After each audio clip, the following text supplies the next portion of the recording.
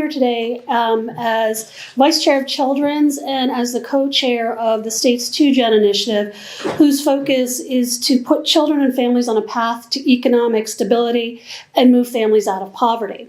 I stand here today in support of a child tax credit to help these families here in Connecticut survive. Connecticut is tied for second with Louisiana as for being the state with the highest income inequality among residents, second with Louisiana. Further, Connecticut residents face some of the highest costs of living and highest costs to raise a child. Of the states with the highest cost of living, Connecticut is the only state with an income tax that does not adjust for family size or child care expenses, which makes the state's unfair tax system even more unfair to working and middle-class families with children.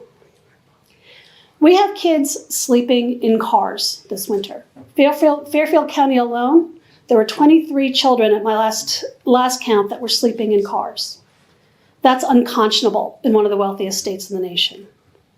The United Way of Connecticut has determined that the basic survival budget for a family of 4 here in Connecticut is over $106,000 per year. That's more than 4 times the federal poverty limit. Roughly 300,000 children live in families earning below what is needed to afford basic necessities like food, shelter, or medical care. Following the removal of federal pandemic assistance, child poverty here in Connecticut more than doubled, rising from 3.8% in 2021 to 11% in 2022. 11% of Connecticut's children live in poverty. Again, this is in one of the country's wealthiest states. We can and must do something about this. A child tax credit is one way to lift children out of poverty.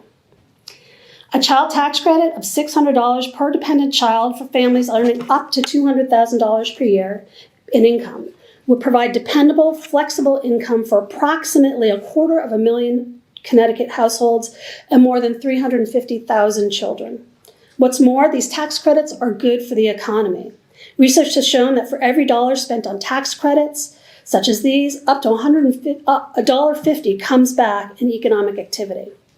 In closing, more equitable tax policies, including child tax credit, can lift children out of poverty and help working families thrive, all while fueling our local economies. I want to thank Representative Elliott for pulling this all together and my colleagues for supporting more equitable, fair tax structure that will allow our already hardworking families thrive here in Connecticut. And we've talked a little bit about guardrails and the rainy day fund. We now have a fully funded rainy day fund. And I want to say for Connecticut working families, it's pouring. So it's time for us to take a look at these guardrails and really do something to help our families. Thank you.